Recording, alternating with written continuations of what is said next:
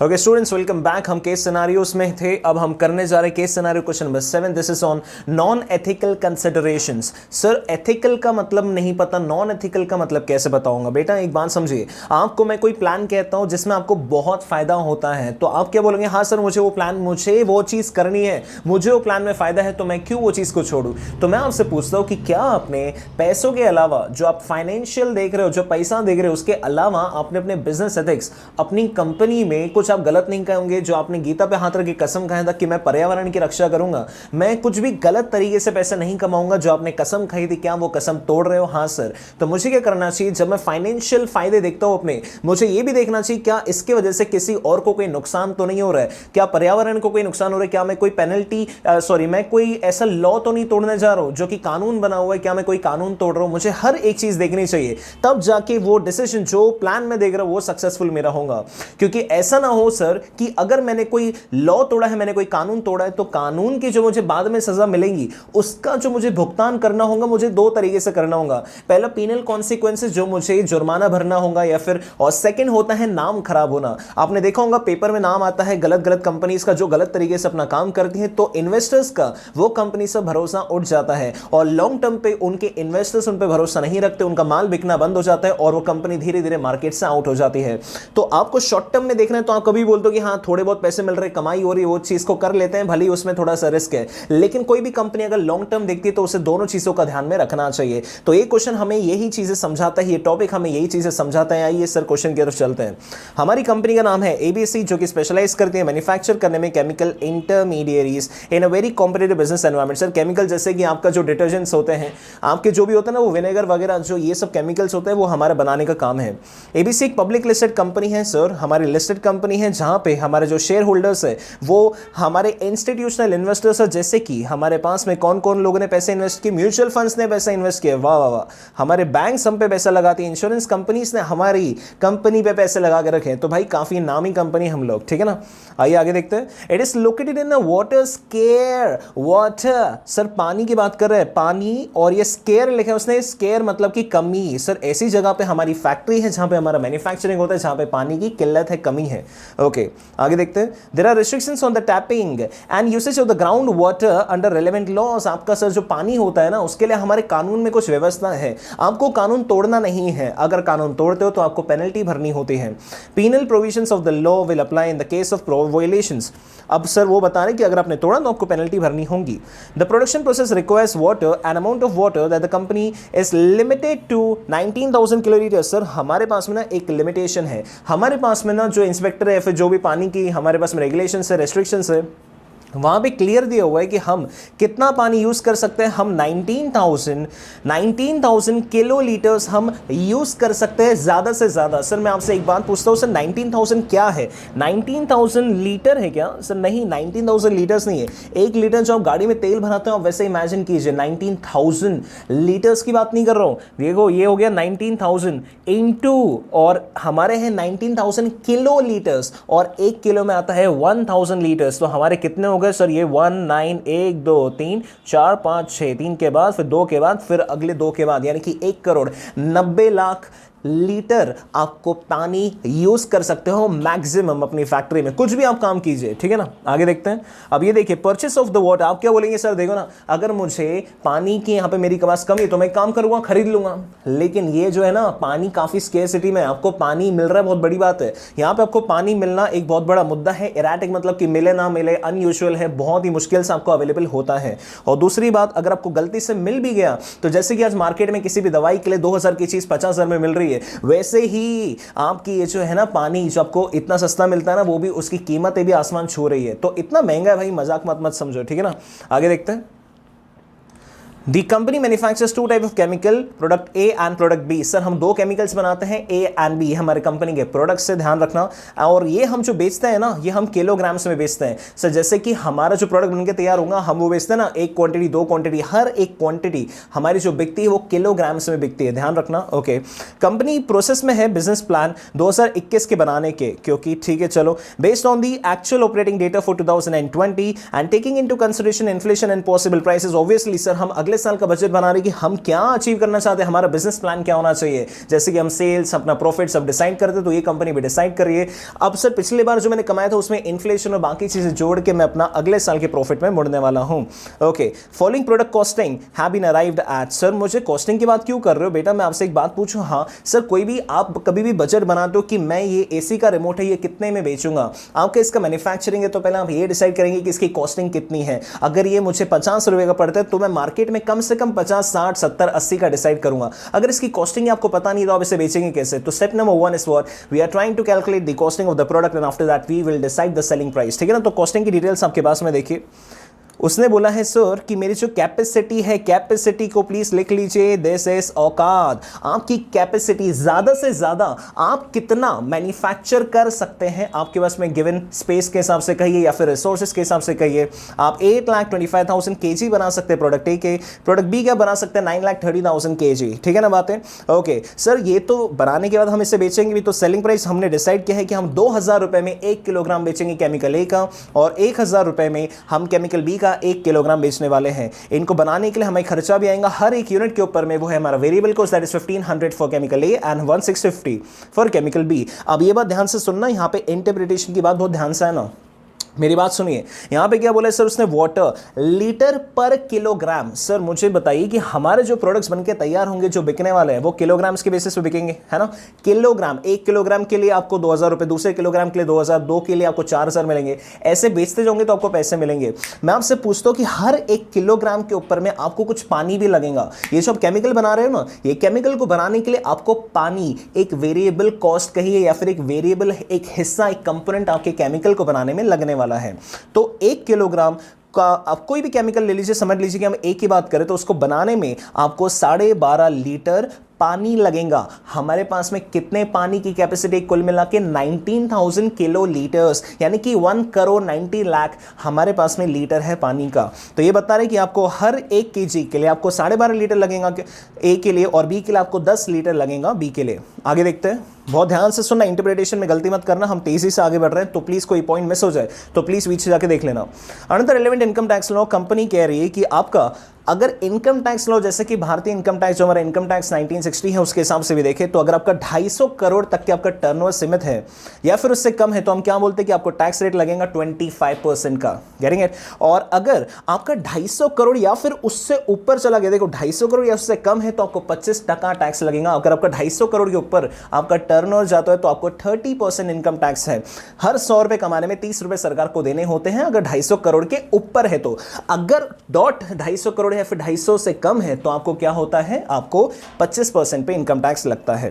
तो हमारी कंपनी क्या चाहेंगे भाई, 25% पे लगे। कंपनी बोल रही है कि 2021 में एक काम करना, 250 करोड़ पे रखना। ये कंपनी प्लान कर रही है, ठीक है ना, हम कोई गलत काम नहीं कर रहे, हम प्लानिंग कर रहे हैं। ओके, या फिर उससे थोड़ा सा कम, ताकि हम इनकम टैक्स का फायदा उठा सके। ये हमारी बातें चल रही कंपनी में। अब हमारे पास में कैपेसिटी कंस्ट्रेंट्स है। कंस्ट्रेंट मतलब रुकावट है, हमें दिक्कत है। हम ऐसा नहीं कि छप्पड़ फाड़ प्रोडक्शन कर सकते हैं, एक हमारी लिमिट है, एक सीमा डिसाइडेड है। ये देखिए 8,25,000 इसकी लिमिट है और इसकी है 9,30,000 किलोग्राम्स, राइट। ओके, तो हमारे पास में जो लिमिट है, कंपनी ने डिसाइड किया कि हमारे पास में फायदेमंद होगा अगर हम 250 करोड़ पे ही स्टिक रहे, तो 250 करोड़ पे अगर स्टिक रहे तो ही हमारे लिए फायदेमंद है। क्योंकि थोड़ा सा भी अगर 250 करोड़ के ऊपर चला गया ना, तो आपको क्या हो जाएगा, 30% इनकम टैक्स लग जाएगा, जो कि आपको क्या हो जाएगा, आपको बहुत ज्यादा टैक्स रेट होगा। तो हम चाहते हैं कि 250 करोड़ ही रहे, उससे क्या होगा, हमारा जो प्रॉफिट आफ्टर टैक्स होने वाला है 250 करोड़ का, वही हमारे लिए सही होगा। 250 करोड़ के ऊपर में प्रॉफिट आफ्टर टैक्स, क्योंकि हमें यहां पे 25% देना है, और अगर 250 के ऊपर चला गया तो 30%। तो हम कह रहे हैं कि प्रॉफिट आफ्टर टैक्स 250 करोड़ पे होगा ना, वो 30 जो हमारा 250 के ऊपर वाले पे होगा उससे कम ही होगा। तो 25% भर के हम 250 पे ही अपना टर्नओवर सीमित रखिए, ऐसा हम बात कर रहे हैं। अब बात करते हैं चीफ फाइनेंशियल ऑफिसर, सीएफओ आ रहा है हमारी पिक्चर में, और वो बोलता है कि भाई सुनो ना, हमारे वो मैनेजमेंट कंसल्टेंट को बनाता है, जो कि हमें सारी ज्ञान देता है कि कंपनी कैसे चलनी चाहिए, आपके प्लान कैसे होने चाहिए। उसे बुलाता है और वो बोलता है कि काम करो, सीएफओ बोलता है अपने मैनेजमेंट अकाउंटेंट को, आप एक काम करो, वॉल्यूम्स पे काम करो कि कितना हम बेचें, ताकि क्या हो सके, ताकि हम ज्यादा से ज्यादा कंट्रीब्यूशन कमा सके। जैसे हम देखते हैं ना सर कि हमें कितना कमाना चाहिए, इसका कितना बेचे, उसका कितना बेचे, दैट इज प्रोडक्ट मिक्स, जो हम हमारे सीए फाइनल में हम हर टॉपिक में मोस्टली कभी कभी आता है तो हम डिस्कस करते हैं प्रोडक्ट मिक्स। हम कैसे किसको ज्यादा बेचे, किसको ज्यादा बेचे तो उसमें ज्यादा कमाई होगी, किससे कम बेचे और कितना बेचे किसका, ये जो डिसीजन होता है प्रोडक्ट मिक्स, हम ये समझते हैं। तो इन्होंने ये कैलकुलेशन किया है और उन्होंने बोला है कि इसमें क्या क्या बातें ध्यान रखनी है। आपको पहली जो दिक्कत है, रुकावट है, आपको कैपेसिटी पे ध्यान देना है, आपका पानी कितना खर्च हो रहा है आपको वो भी देखना है, आपका टर्नओवर, ये तीन चीजें देखनी है आपको, ताकि हम क्या कर सके, हम इनकम टैक्स का फायदा उठा सके। ये तीन हमारी मुसीबतें हैं, रुकावट है, दिक्कत है, कंस्ट्रेंट्स है, रेस्ट्रिक्शंस है, इनको ध्यान में रख के आप हमें बताइए कि आप किसका कितना बेचेंगे। तो उसके ऊपर बात हो रही है। Consultant work out the following product mix using the linear programming. Sir हमने क्या लीनियर प्रोग्रामिंग पढ़ा है? हाँ, प्राइसिंग डिसीजन में हमने ये टॉपिक पढ़ा हुआ है। तो लीनियर प्रोग्रामिंग में हम देखते हैं कि हम ग्राफिकल मेथड से इसे कैसे निकाल सकते हैं कि हमें कितना किसका बेचना है। तो उसने बताया है, देखो यहां पे, consultant work out the following using the linear programming. Sir ये देख रहे हो कि ऑप्टिमल, एक जो हमारा ये वाला है ना, आपको इसके इतने बेचने चाहिए, इसके इतने बेचने चाहिए, आपको इतने की कमाई होंगी, ये हमने क्या किया है, हमारे लीनियर प्रोग्रामिंग से निकाला है। लीनियर प्रोग्रामिंग एक बहुत अच्छा सिस्टम है जहां पे हम पूरा अपने ग्राफिकल मेथड से, मैं उसका एक क्वेश्चन आपको करवाता हूं, उससे 3-4 क्वेश्चन हम करते हैं ताकि आपका प्रेजेंटेशन और आपकी लिंकिंग था काफी स्ट्रांग हो जाए। उसमें हम ये देखते हैं कि आपकी जो भी रुकावट है, आपको इतना सेल चाहिए मिल जाएगा, आपको किसका कितना बेचना चाहिए वो भी निकल जाता है, आपको कितनी रेशियो में बेचना चाहिए, कैसा होना चाहिए, वो सारी चीजें हम लीनियर प्रोग्रामिंग से निकालते हैं। फिलहाल के लिए आप मान के चलिए कि आपने नहीं भी पढ़ा है तो आपके सामने उसका सॉल्यूशन रेडी है। इस क्वेश्चन में हमें वो निकालने की जरूरत नहीं है, तो काफी सिंपल है आपके लिए। यहां पे देखिए, ये हमने लीनियर प्रोग्रामिंग से निकाले। सेकेंड पॉइंट बहुत ही इंपॉर्टेंट, यहां पे जो स्टूडेंट ध्यान नहीं देगा वो गलती करने वाला है। She also proposes another mix which does not meet the constraints on water usage. हमने क्या किया है, हमारे पास में है ऑप्शन 1 और ये है हमारे पास में ऑप्शन 2। हमने दो ऑप्शन बनाए हैं। पहले ऑप्शन के हिसाब से हमने लीनियर प्रोग्रामिंग के हिसाब से निकाला है। सेकेंड में हमने क्या किया है, हर कंस्ट्रेंट का, 3 कंस्ट्रेंट थे हमारे, उसमें से 2 कंस्ट्रेंट का हमने ध्यान में रखा है, टर्नओवर और हमारे कॉन्ट्रीब्यूशन का। तीसरा वाला जो है हमने क्या ध्यान में नहीं रखा है, हमने पानी को यूज करने की हमने जो समस्या है हमने उसको ध्यान में नहीं रखा है ये वाले मिक्स में। इसमें हमने क्या ध्यान नहीं रखा, ध्यान से देखिए, यहां पे हमने क्या बोला है, हम यूज करेंगे 7,85,000 kg, हम 7,85,000 kg यूज करेंगे वॉल्यूम ए का, और हम यूज करेंगे 9,30,000 kg यानी कि प्रोड्यूस करने वाले हैं बी का। ठीक है ना। अब इनके लिए पानी लगने वाला है, तो सर यहां पे तो हमें 10 लीटर पानी लगेगा और यहां पे 12.5 लीटर पानी लगेगा। देखना है आपको, ये देखिए ऊपर आ जाओ मेरे साथ, ये देखो, ये देख रहे हो कि 12.5 लीटर और 10 लीटर। तो आप यहां पे ध्यान से देखना, बहुत ही इंपॉर्टेंट चीज बता रहा हूं इंटरप्रिटेशन की, ये हमारा रिवीजन है लेकिन फिर भी मैं आपको यहां पे बताना चाहता हूं। ये हो जाएगा हमारा 93 लाख लीटर, हमें 93 लाख लीटर लगेगा पानी, किसके लिए, बी के लिए, और ए के लिए हमें कितना लग जाएगा देख के बताइए। This is 7,85,000 into 12.5. This comes to what? 98,12,500. 98,12,500 litre हमें लग जाएंगे इसके लिए। अब टोटल अप करके बताइए कि कुल मिला के हमारा कितना पानी लग रहा है, प्लस 93 lakhs, ये कितना हो गया सर, ये देखिए 1911 2500। सर इसको अच्छे से बोल के बताइए ना। हाँ देखो, 1,91,91,00,000 1,91,12,500 हमें किलोग्राम लगने वाला है, सॉरी लीटर लगने वाला है पानी का। और हमारे पास में पानी मैक्सिमम कितना अवेलेबल है आप मुझे बताइए। सर ये था हमारे पास में 1,90,00,000 रुपए, सॉरी 1,90,00,000 लीटर पानी का हमारे पास में अवेलेबल था। तो क्या हमने ज्यादा पानी यूज कर दिया है इस ऑप्शन में? हाँ सर, हमने ज्यादा पानी यूज कर दिया, जो कि हमारे लिमिट से भी ऊपर उठ के, जो कि हमें अलाउड भी नहीं है उतना हमने ज्यादा यूज कर लिया है। तो मुझे पहली पॉइंट आपसे पूछना है कि क्या ये कंपनी के लिए सही है? हाँ सर, कंपनी के लिए सही है। क्यों? मैं देखिए यहाँ पे देखो, अगर सर हम ये वाले मिक्स में ना जाके ये वाले मिक्स में जाते हैं तो कंपनी को, ये देखिए, ये है 71 करोड़ 50 लाख रुपीस, ये है 71 करोड़ 80 लाख रुपीस। कंपनी को सीधा सीधा 30 लाख रुपए का फायदा होता है। लेकिन हमने क्या बात ध्यान नहीं दी कि सर ये 30 लाख रुपए कमाने के लिए हमने जो हमारी जो सीमा थी, जो लिमिट थी, हमने उसको गलत किया है, हमने ओवरटेक कर लिया, ज्यादा यूज कर दिया पानी को, जो कि गलत है। तो हमने इस बात का बस ध्यान नहीं दिया है, लेकिन हमें 30 लाख रुपए का फायदा हुआ है। ठीक है ना। यहां पे देखिए क्या लिखा है, constraint water usage where the company end up using drawing, निकाल दिया उन्होंने ज्यादा पानी देन परमिटेड बाय 113 किलोग्राम्स, ये देख रहे हो क्या 113 किलोलीटर्स हमने ज्यादा पानी निकाल लिया है। Okay, but the result would increase 30 lakh rupees in contribution. ये करने की वजह से, ये कांड करने की वजह से, गलत काम करने की वजह से हम 30 लाख रुपए ज्यादा कमाएंगे। She says that it will identify possible by management reporting to the water authorities. ये देखिए वो क्या बोल रही है, देखो she says that it is easily possible. अब सर हमें तो 1,19,00,000 लीटर हमें पानी अलाउड था, हमने सिर्फ जो थोड़ा सा ऊपर यूज किया। देखो ना क्या बोल रहे हैं वो, ये देखो ये हमने 1,12,500 लीटर ही ऊपर यूज किया है। 1 लाख यानी कि 113 किलो लीटर हमने ऊपर यूज किया है आउट ऑफ 19,000 लीटर जो हमें अलाउड था। मतलब बहुत ही कम फ्रैक्शन है भाई, और इतना ना कहीं रिपोर्ट भी नहीं होता। तो ये लड़की जिसने ये बनाई है ना, मैनेजमेंट अकाउंटेंट, मैनेजमेंट कंसल्टेंट, उसने ये चीज बताई है हमें। अब आपको डिसाइड करना है कि क्या सही है क्या गलत है। आइए मेरे साथ में। सर ये देखिए, ये है हमारे कंस्ट्रेंट और इसके हिसाब से हमने आंसर निकाला है। हमने यहां पे हर एक चीज फॉलो की है, लेकिन हमने यहां पे 113 किलो लीटर जो कि हमने यहां पे समझा है, इससे हमने बस ज्यादा इस्तेमाल किया है, बाकी कोई दिक्कत की बात नहीं है। और इन दोनों में, दोनों प्लान्स में सिर्फ एक ही डिफरेंस है, दो डिफरेंस है। एक तो 30 लाख रुपए की कमाई आपको यहां पे ज्यादा हो रही है, और दूसरी क्या है कि हमने पानी को ज्यादा इस्तेमाल किया है। तो देखिए इसका सोल्यूशन क्या बोलता है वो, the CEO is not satisfied with the calculation she wants, he wants. अब लड़का आपको बोल रहा है, और आप कौन है, सीनियर फाइनेंस मैनेजर। आपकी रिस्पॉन्सिबिलिटी क्या बताइए कि प्रॉपर डिस्कशन, प्रॉपर कैलकुलेशन के साथ में हमारे सामने ही, और बताइए कि क्या सही है क्या गलत है। आइए सर, आपको मौका मिल रहा है बोलने का, प्लीज कहिए आपके हिसाब से क्या सही है, क्या कंपनी में सब कुछ सही हो रहा है। चलिए डिस्कस करेंगे सर जी। ओके, यहां पे देखो हमारा क्या लिखा है, प्राइमरी गोल किसी भी शेयर होल्डर का। सर हमारे पास में 3 इन्वेस्टर्स है जो कि बहुत बड़े हैं, म्यूचुअल फंड्स है, हमारे बैंक्स है, इंश्योरेंस कंपनीज है। तो उनका मेन टारगेट क्या होता है, कोई भी अगर 100 रुपए का आज मैं शेयर खरीदता हूं, तो मैं एज ए पर्सनल इंसान चाहता हूं कि कल वो शेयर की कीमत 120, 130, 150, 200 और आसमान छू ले, ठीक है ना, जो हर्षद मेहता हमें करवाते थे। तो यहां पर क्या होता है कि हर एक इंसान का जो वेल्थ है, जो पैसा उसने लगाया, वो डबल हो जाए, 1 का डबल हो जाए, वैसी इच्छा होती है। लेकिन तो क्या होता है कि stock price maximisation, management consultant का जो प्लान है वो काफी पॉजिटिव इंपैक्ट देता है प्रॉफिटेबिलिटी में। जैसा आपने देखा होगा, जो सजेस्टेड प्लान था, जो प्लान नंबर बी था, उसमें 30 लाख रुपए ज्यादा कमाई हो रही थी, ठीक है ना, ऑफ द कंपनी। तो वो करने से हमारे शेयर होल्डर्स को तो फायदा होने वाला है शॉर्ट टर्म के लिए। ABC operates in a competitive environment, for its survival it has to plan like above, it has to work on plans like above. वो क्या कह रहे हैं सर, देखिए इतना खतरनाक कंपटीशन है, पहले 1-1 रुपए कमाने में इतनी मुसीबत होती है, दिक्कत आती है, तो 30 लाख रुपए की कमाई वाला ऑप्शन छोड़ना आप लोगों के लिए बहुत मुश्किल है। तो हम पहला ऑप्शन आपको ये कह रहे हैं कि भाई तू 30 लाख वाला ऑप्शन ले लेना। क्यों भाई मगजमारी कर रहा है, ज्यादा कमाई हो रही ना, पहले तक कॉम्पिटिशन है, कमा रहे, ले ले। लेकिन ये हो गया कॉइन। सॉरी, कॉइन के ना 2 हिस्से होते हैं, एक जगह गांधी जी और दूसरी जगह अपने समझ लो अभी। तो यहां पे है गांधी जी, तो गांधी जी को हमने डिस्कस कर लिया, ठीक है ना। अब हम डिस्कस कर रहे हैं पहले वाले हिस्से को, दूसरे वाले कॉइन के हिस्से को। सेकंड कॉइन को कभी भी आप इग्नोर नहीं कर सकते, जैसे मैंने शुरुआत के लेक्चर में आपको बताया था, जो कि हमारे बिजनेस एथिक्स है।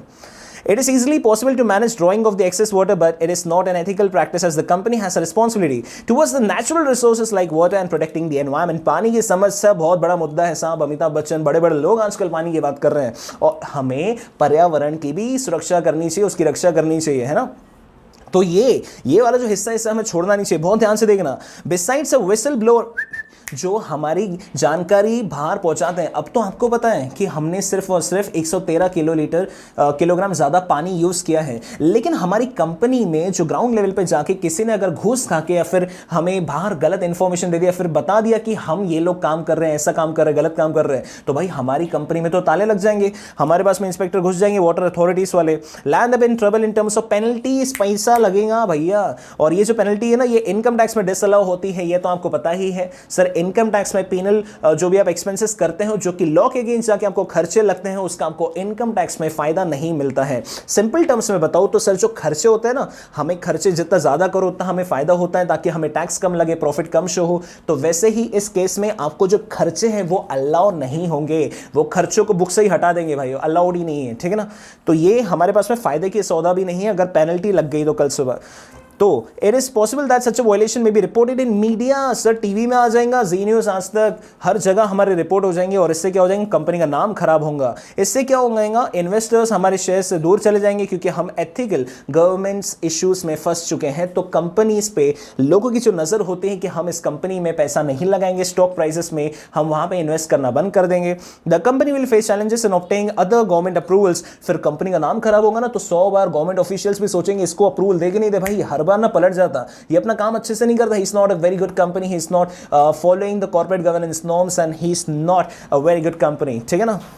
When it plan expansion in its violation, as this violation may be reported on the application seeking approvals। हर बार जब भी आप कोई नया अप्रूवल लेने जाएंगे, समझ लो कि कोई अलग अप्रूवल आया आपके पास में और वो अप्रूवल में पिछली बार जो आपने काम किए हैं, जो आपका प्रीवियस डेटा होता है वो भी दिखता है। मान लीजिए सर आप शादी करें, तो शादी करते समय आप जैसे कि कुंडली निकालते, भाई इसका क्या है, बैकग्राउंड क्या है, पास्ट क्या है, तो वैसे ही हर कंपनी में ना इन्वेस्ट करने से पहले ये सब देखा जाता है। तो कंपनी का एक रिकॉर्ड खराब होता है कि आपको पेनल्टी लगी है, आपने लास्ट टाइम ये काम नहीं किया था और आपके और काम पेंडिंग है, आपकी वजह से कितना नुकसान हुआ था। तो ये सब रिकॉर्ड्स के कारण कंपनी का नाम खराब होता है। तो अगले अप्रूवल में भी हर बार दिक्कत आती है। अगली बार इंस्पेक्टर हो सकते हैं कि पर्सनली आपकी कंपनी में चक्कर मारे, 2-4 महीने वैल्यूएशन करने के बाद ही आपको अप्रूवल दे, तो बहुत समस्या होती है सर एक छोटे से कांड की वजह से, जो कि 113 किलो लीटर था कंपनी के हिसाब से। ठीक है ना। तो छोटी छोटी गलतियां लॉन्ग टर्म में बहुत तकलीफ देती है।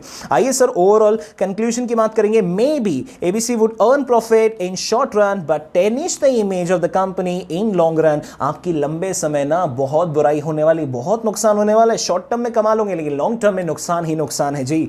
Therefore, before taking any decision on the plan, ABC should analyze both qualitative and quantitative data. Quantitative मतलब पैसा मनी के हिसाब से, जिसको आप अमाउंट्स में कन्वर्ट करके दिखा सकते हो, लेकिन क्वालिटेटिव जो कि सिर्फ और सिर्फ आपके मैनेजमेंट पे डिपेंड करता है, आप कैसे डिसीजंस लेते हैं, उससे बाकी लोगों को क्या फर्क पड़ता है, स्टेक होल्डर्स का नुकसान तो नहीं हो रहा। हर एक चीज फ्यूचर को ध्यान में रख के लॉन्ग टर्म विजन से हमारी कंपनी के लिए जो फायदेमंद है सर वही सौदा करेंगे। That is the end of the question guys. आपको सारी बातें समझ में आ गई होंगी, नहीं समझी तो प्लीज मुझे व्हाट्सएप जरूर करना। मेरा नंबर आपके पास में पहले से होना चाहिए।